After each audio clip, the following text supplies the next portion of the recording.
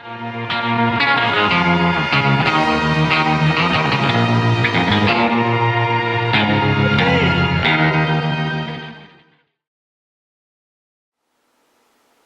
brought the map back.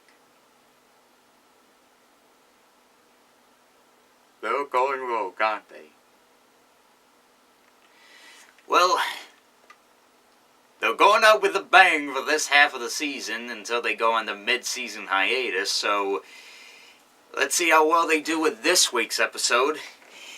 And apparently I've forgotten what this episode is called, so excuse me for 1 second while I look up the episode.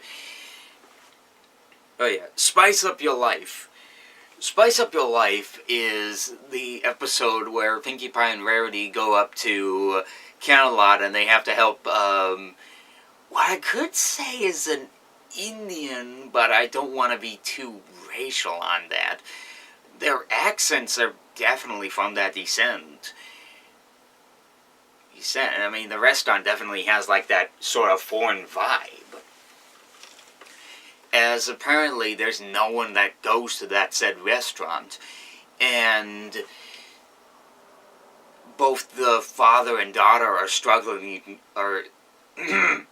they're struggling to try to keep the restaurant alive, and well, for the critic to review it and for ponies to actually go to the place, because apparently this critic seems to like very small foods, like foods that are like the size of, like, in between here.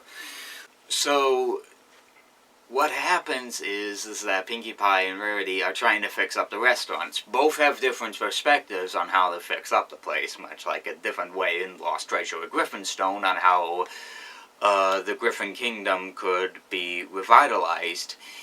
As you know, Rarity obviously makes the place similar to all the other restaurants, but Pinkie Pie tries to attracts like a customer or two, but only attracts like some outsiders from, again, what I could assume is Minneapolis. Which, by the timing of this episode, I swear that this episode had basically come out the exact same time, maybe I could be wrong on this, the exact same time as MLP MSP. I could be wrong on that. But they added the Minneapolis pony, some of the Minneapolis foreigners of Minneapolis. I mean, the Fargo pony doesn't make it like a cameo in this episode again. Though that would be kind of funny if we had Fargo pony again. Who was it? Marge, that was it. But if we, it would have been funny to see Marge again, this trying out the foreigner food. But as soon as they attract like the customers and Pinkie sees a restaurant, you know, it looks like one of the same restaurants that Pinkie Pie and the others visited, or at least Pinkie Pie and Rarity visited. As the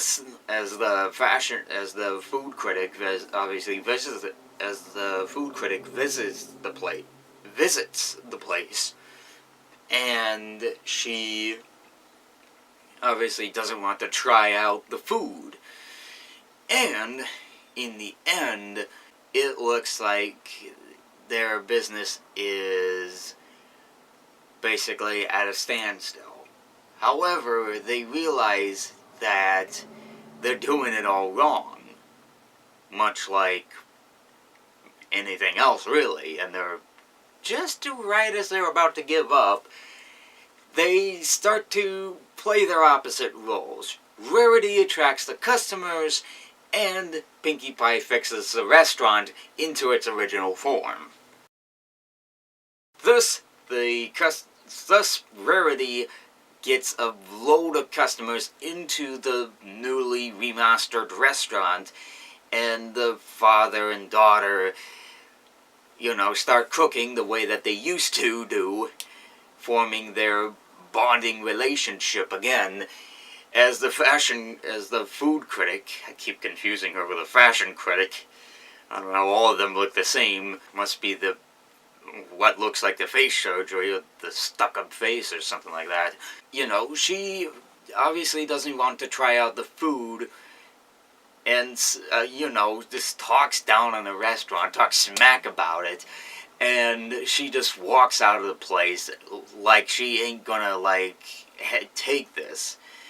And it's like sending sort of a mixed message saying, maybe don't trust food critics, or maybe it's like a message, like, don't trust food critics, and just trust your own guts on restaurants, don't trust a food critic, is probably what the idea of this episode was. So, that's what this episode's about, I guess. I mean, spice up your life. I mean, I could say, I mean, there were many times where I was, like, chuckling at a couple of moments. There was definitely, like, the restaurant feel.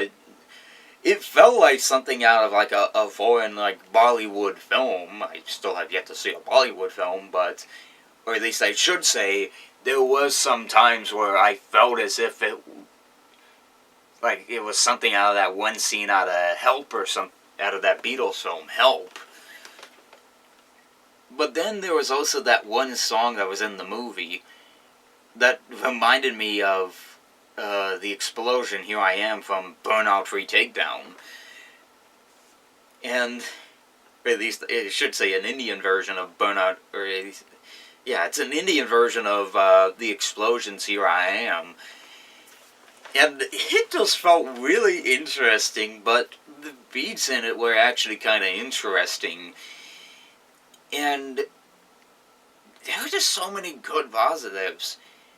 But the negative of the episode was, really, in all honesty, is, why did they bring back the cutie map? There was many people saying that the cutie map should have been like a one-season thing, and then they retired it. But they had to bring it back for one more reason, and that's it. But we gotta figure out why they brought back the cutie map.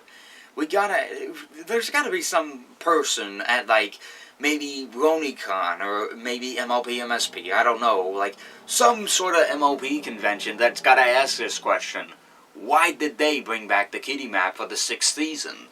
So, that is my only negative about the episode, is why did they bring back the cutie map? But I don't know, I really like this episode, Spice Up Your Life. This is a really fun episode. The song was really good. The father and daughter, despite the fact that they really, they hate each other in the beginning, like a father and a teenager who goes, through that teenager phase.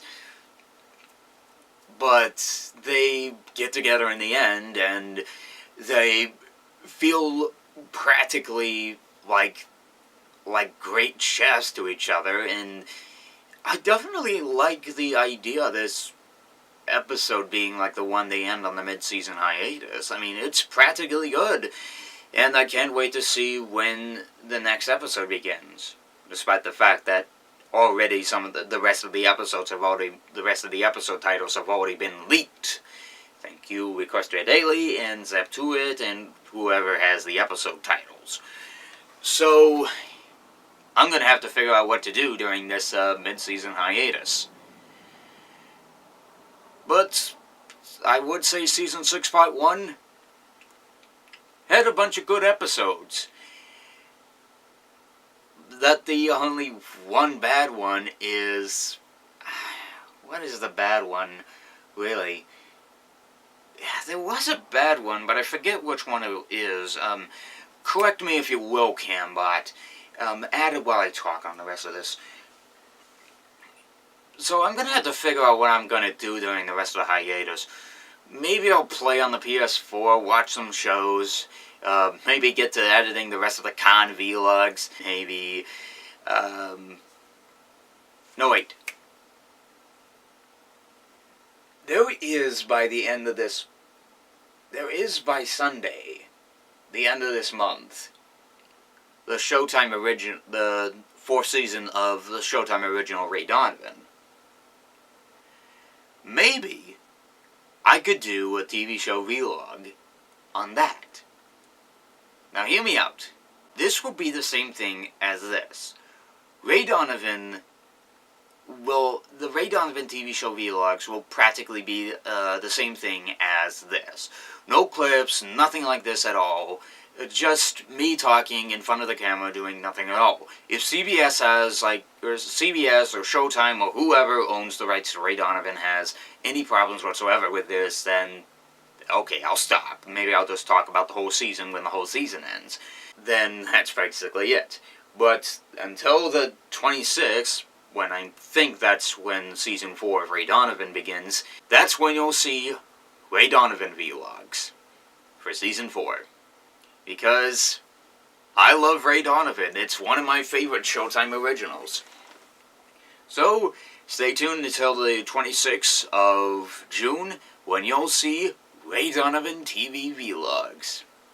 That is, if I could ever find the interest in maybe doing those. Maybe if you'll follow me on Twitter, perhaps, you'll see me maybe doing a live tweet of the show whatsoever, because I did it last season.